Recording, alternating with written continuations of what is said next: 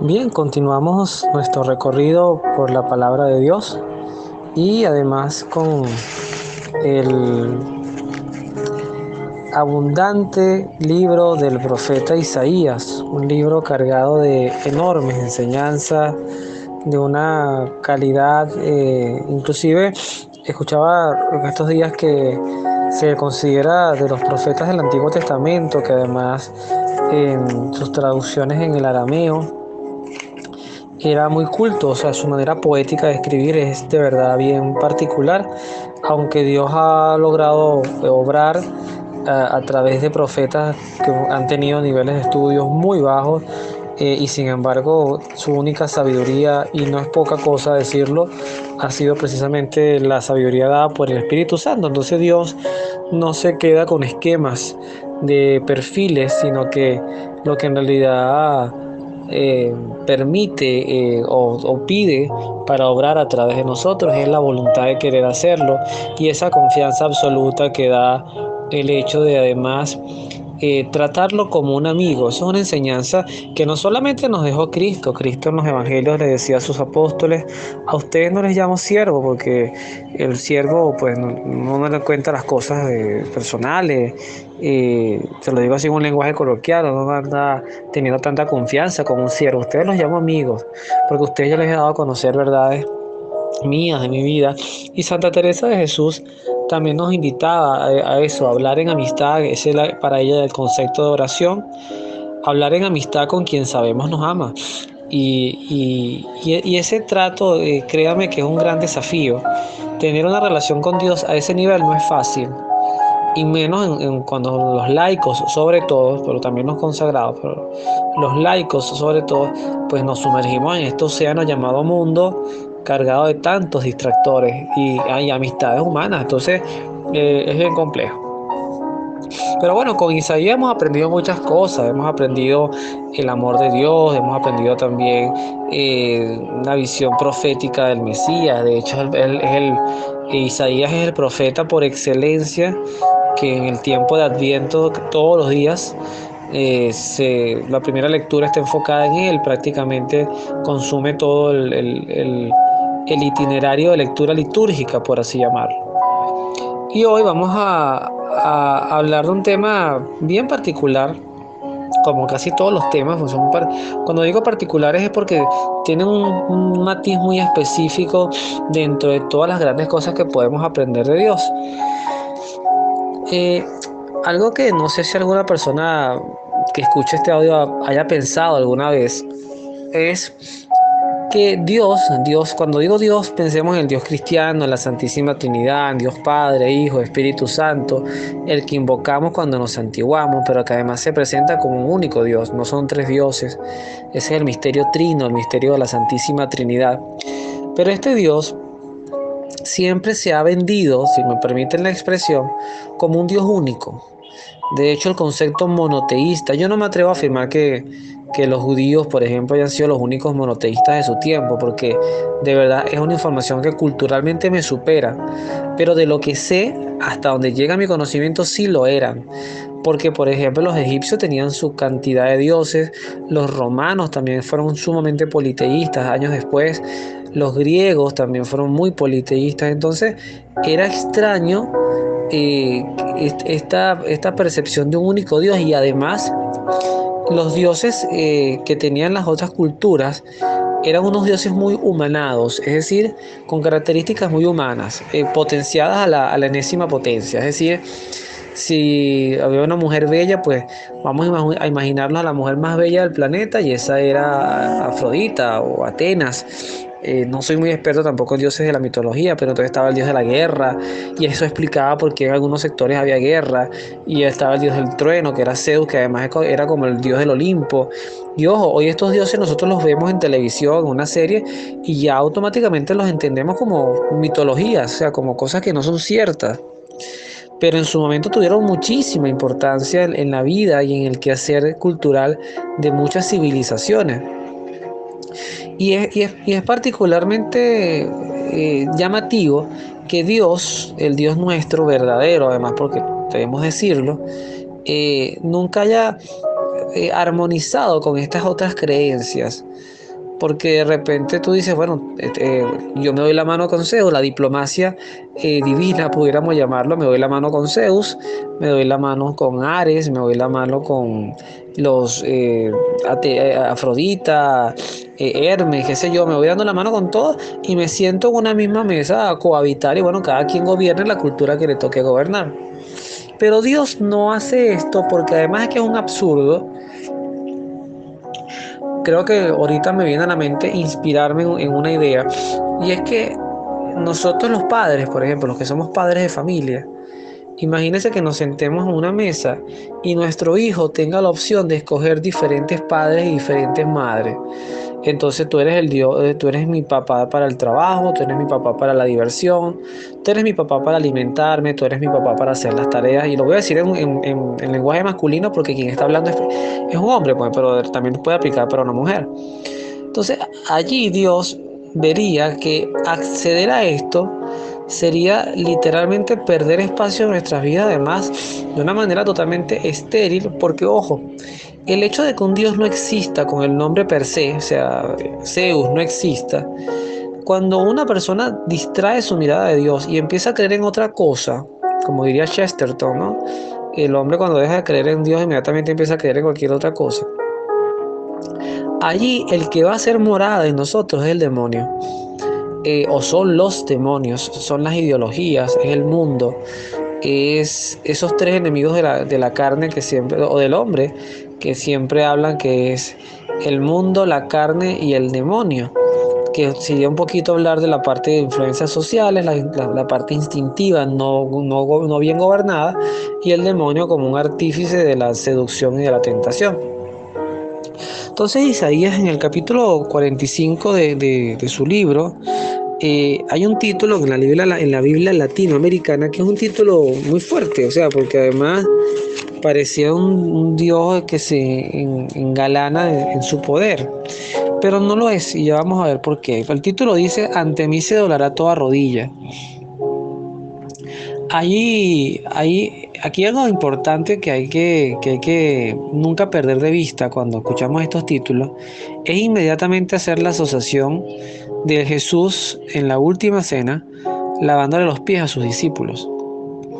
Entonces, cuando Dios hace este tipo de advertencias, generalmente las hace hacia aquellas personas, inclusive demonios, o ideologías, tendencias, que se resisten a Él. O sea, pero que además no solamente que se resisten en creer, sino que hacen todo un ejercicio, no sé si cabe el término, pero un ejercicio apostólico de predicar una doctrina contraria a Él. Porque una cosa es que yo no crea y otra cosa es que yo trate de que otros tampoco crean, ¿no?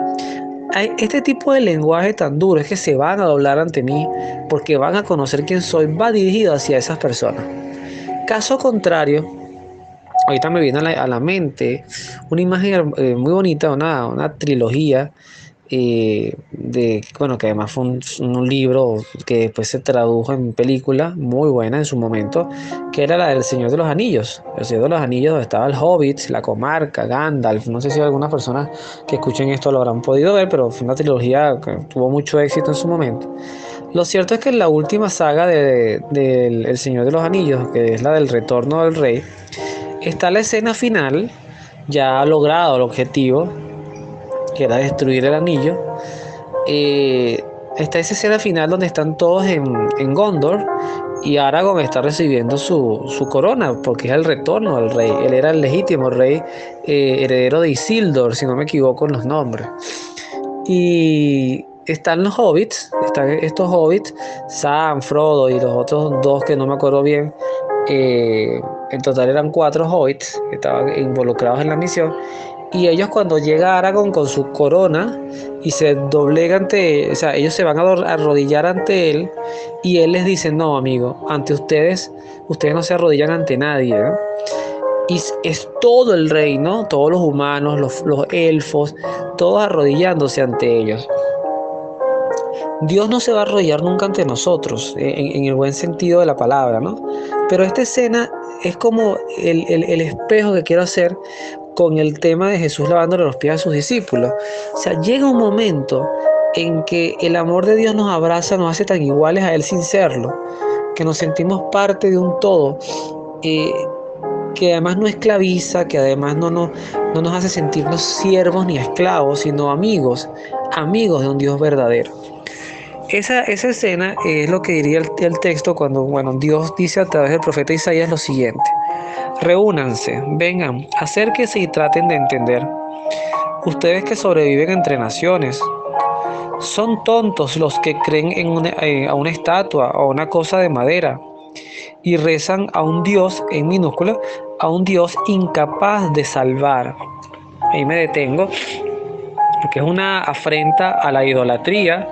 No siempre es la imagen de madera física, a veces, insisto, un signo zodiacal, una carta, una astrología, un mirar a las estrellas.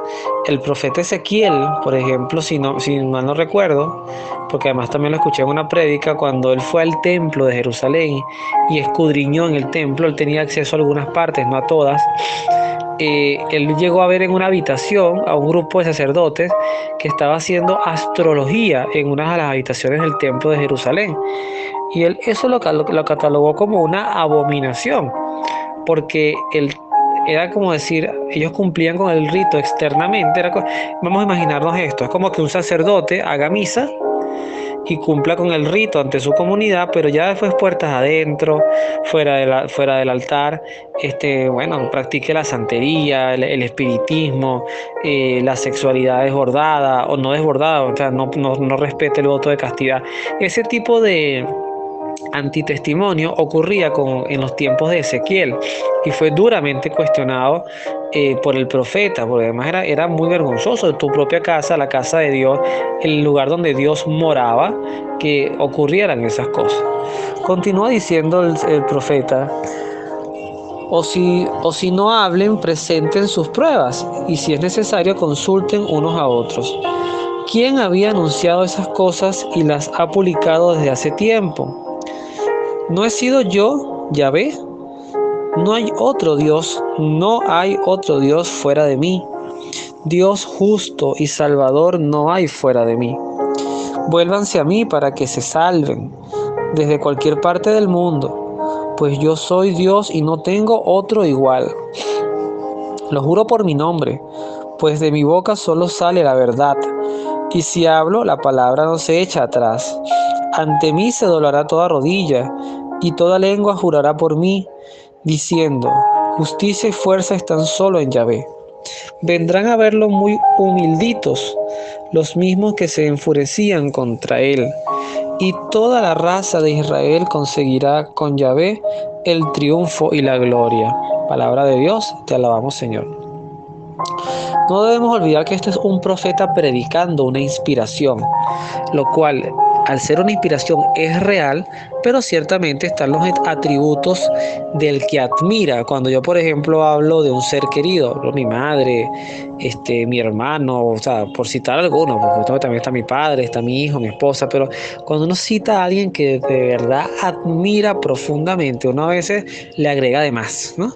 Entonces hay lenguajes que pueden ser propios de la inspiración y hay otras que pueden ser acompañados por el profeta, que desea además expresar dentro de la misma prédica toda su admiración y amor que tiene hacia Dios.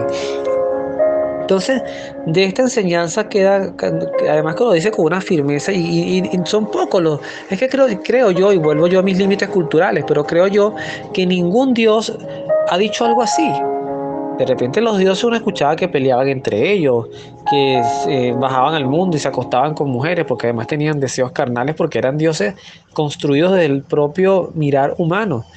Pero este Dios revelado, este Dios que se hace revelación, por eso es que es distinto, y por eso es que Dios es tan antagónico con el pensamiento del mundo, porque Dios no nace del pensamiento del mundo, Dios se revela a un mundo que Él creó.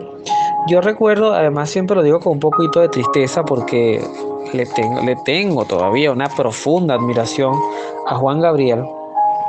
Juan Gabriel, el cantante mexicano, el que decía en el Divo de Juárez, y que, bueno, imagínense tantas canciones que compuso y que escribió para tantos artistas, entre ellas, por citar una, Rocío Dúrcal.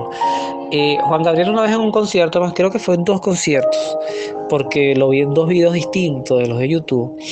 Él llegó a decir algo que es un gran error, pero bueno, todos somos imperfectos, pero hay que decirlo y además orar por él, por su alma, pedirle a Dios mucha misericordia, porque además también me parece que dentro de todo lo que haya podido ser, fue un hombre que llevó mucha alegría a muchos pueblos, ¿no? Y además le dio una identidad a su propio México que tanto amó. Pero él llegó a decir, si no hubiese hombres no existiría Dios. Eso lo dijo él. Y cuando uno escucha eso, inmediatamente uno siente que Dios es una interpretación humana o que la razón de ser de Dios está en el hombre, y no es así. Dios nos ama muchísimo, por supuesto, o sea, a tal punto de que dio la vida por nosotros. Envió a su único hijo y no se la jugó toda por nosotros. Eso no cabe duda. Pero Dios no nos necesita para vivir. Su existencia no se explica por la creación, no. Su existencia se explica en sí mismo porque además es infinita, es eterna, no tiene ni principio ni fin. Y es el hombre el que requiere de su creador, aunque también hemos hecho muchos esfuerzos porque cada año, cada siglo que avanza la humanidad en conocimiento, en tecnología, pues pareciera que vamos separándonos más de esa necesidad de Dios. Entonces, no hay que ver esto como un Dios que, bueno, pero es que además este Dios es celoso, es orgulloso, no sé si el término es megalómano, pero así como que hay que estarlo alabando. No, es que de hecho la mirada de Dios no es esa. Y más, la mirada perfecta de Dios la vemos en Cristo. Por eso es que no podemos nunca perder la mirada de los evangelios. Aunque hemos centrado un poquito estos episodios a la luz de su palabra, en separarnos un poquito de los evangelios para hacer contraste más entre el nuevo y el antiguo, a partir de las epístolas o de los hechos de los apóstoles, también yo sé que en un momento dedicamos muchos episodios a los evangelios, porque la Biblia además es cristocéntrica y el evangelio es la fuente, la razón de ser. En el Evangelio se cumplen todas las promesas del Antiguo Testamento y además afloran esperanza para la humanidad a partir del Nuevo Testamento. Entonces, en Cristo vemos la imagen del Dios que es un Dios misericordioso, compasivo, que camina con la gente, que no tiene separaciones ni preferencias sociales, ama a los pobres, sí, muchísimo, pero también ama a los ricos que no colocan en su corazón el dominio de la riqueza por encima de él. Por eso es que yo también he tenido la oportunidad de conocer a algunas personas muy prósperas económicamente, pero que también tienen un nivel de vida espiritual elevadísimo y que pueden en un momento tener mucho y al final si pierden todo, pues igual siguen amando a Dios. Y ese tipo de que serán pocos, como decía Jesús, más fácil es para un camello pasar por el ojo de una aguja que para un rico salvarse, es verdad. El otro punto, que no deja de ser cierto, es que yo siempre he pensado que cuando un rico cree en Dios y es desprendido y generoso, tiene mucho más valor que inclusive la fe de un pobre, porque la fe del rico no está centrada en el interés. Muchas veces nosotros los que tenemos necesidades de algún tipo, pues recurrimos a Dios para que nos satisfaga esas necesidades, no por el mero hecho de amarlo. Mientras que el rico que lo tiene todo y ama a Dios lo hace porque de verdad lo ama. Entonces ahí no es tanto el interés el que aflora. Entonces, todas esas son enseñanzas interesantes. Para no extenderme mucho, y ya sé que ya estoy llegando al tiempo promedio de los episodios, vamos a leer lo que nos dice la primera carta del apóstol San Juan, en el capítulo 4. Insisto, no es evangelio, es una de las 3 epístolas de Juan que escribió antes del Apocalipsis. En ese orden está en la Biblia. Dice así: queridos míos, no se fíen de cualquier inspiración. El título de esta lectura, por cierto, no se fíen de cualquier inspiración, tal cual como lo acabo de leer. Examinen los espíritus para ver si vienen de Dios, porque andan por el mundo muchos falsos profetas. Quieren reconocer al Espíritu de Dios. Todo espíritu que reconoce a Jesús como el Mesías, que ha venido de la carne, habla de parte de Dios. Fíjense, un requisito fundamental para saber ubicar a Dios y la verdad, y es el reconocimiento de Cristo como Mesías. Es decir, hay que decirlo frontalmente a nuestros hermanos judíos, todavía les falta un andar. Se habla de una gran conversión al final de los tiempos, donde ellos van a reconocer a Cristo como el Señor. Bendito sea que ese tiempo llegue. El Islam no reconoce a Cristo como Mesías ni como Hijo de Dios, como un gran profeta sí, pero no como un gran Mesías ni Hijo de Dios. Y de ahí para adelante, pues cualquier cantidad de creencias que nada tienen que ver con Dios, con Cristo, con lo que verdaderamente Él es y quiere para nosotros. En cambio, dice el apóstol, si un inspirado no reconoce a Jesús, ese espíritu no es de Dios. Es el mismo espíritu del anticristo. ¿Han oído que vendrá un anticristo? Pues bien, ya está en el mundo. Aquí también precisar, el anticristo sí va a existir como persona. Eso es algo que muchos letrados de la palabra pues explican mucho mejor que yo. Eh, pero cuando hablamos del anticristo, también podemos hablar de cualquier corriente ideológica que hace mucho tiempo está en el mundo, que además rayan en apostasías o en herejía, y que tienen que ver, como su nombre lo indica, en todo aquello que va en contra de la doctrina de Cristo. Por eso es que son anticristos. Y eso también hay que tenerle cuidado. Hay que tenerle cuidado a algunas expresiones del yoga, de la nueva era, del Reiki, de la astrología, de la adivinación, del espiritismo, de la santería, porque esas cosas tiene muchos elementos que nos animan, son sectas o eso tiene otro nombre que es como creencias animistas, creo que es el término, porque nos animan y dan respuesta a nuestras emociones, pero no tienen nada que ver con las verdades de Cristo reveladas.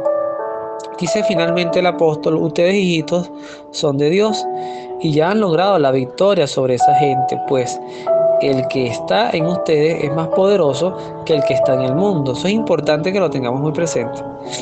Ellos son del mundo, por eso su lenguaje es del mundo y el mundo los escucha. Nosotros, en cambio, somos de Dios. El que conoce a Dios nos escucha, pero el que no conoce a Dios no nos hace caso. Así es como reconocemos el espíritu de la verdad y el espíritu del error. Palabra de Dios, te alabamos, Señor. Eso no tiene mayor explicación. Esto está redondo, como diríamos por ahí en criollo. Una expresión redonda. Queremos caminar en verdad. Queremos invertir nuestra fe, nuestras esperanzas en algo productivo. Nosotros nunca meteríamos dinero en algo que nos va a dar pérdida. Y hay que tener mucho cuidado porque las pérdidas emocionales son más difíciles de cuantificar que las pérdidas monetarias. Entonces, si queremos invertir nuestra fe en una fe real y verdadera, la invitación es a abrir nuestro corazón a Cristo, a dejar esos conflictos con la iglesia, a profundizar en su palabra, a escuchar buenas prédicas. Este tiempo de Cuaresma nos invita a eso y a trascender, queridas comunidades que puedan escuchar esto, a trascender como padres, como esposos, como hijos. Trascender es dejar de mirar tanto el mundo y también caminando en el mundo. Tampoco vamos a andar como no eh, eh, personas que andan en un mundo de fantasía, como Alicia en el País de la Maravilla. Vamos a caminar en este mundo reconociendo las cosas que hay en el mundo, pero con la mirada, la conexión con ese amigo que nos ama y que nos va a amar siempre hasta el final de los tiempos. Que Dios los bendiga, nos vemos en la oración.